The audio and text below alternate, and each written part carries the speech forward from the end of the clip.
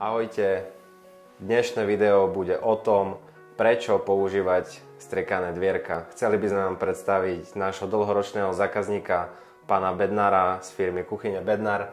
Vítam vás, pán Bednár. Ďakujem. Skúste nám skrátke povedať, prečo robíte so striekanými dvierkami. Pretože zákazníci vyžadujú u nás kvalitu a keď im ju chceme dať, tak jedine striekané dvierka a iné neprichádza do úvahy. Sú naozaj také veľké rozdiely medzi tými jednotlivými materiálmi, také vysoké, ako to vnímajú mnohí zákazníci? Pri dnešných cenách, koľko vyjde bežná kuchynská linka, rozdiel v cene na štvoraku do 10% je rozdiel taký, ktorý by mal rozhodnúť o tom, aký materiál sa na tej kuchyni použije.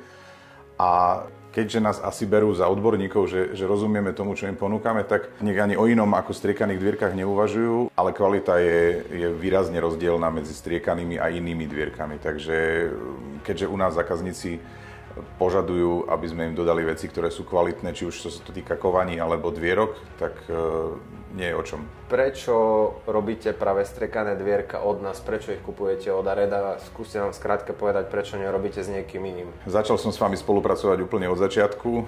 Poznám celú vašu históriu, viem presne, ako ste rástli a i za cenu toho, že ste zvyšovali objemy dodávok a všetkého dvierok, tak kvalita išla takisto hore.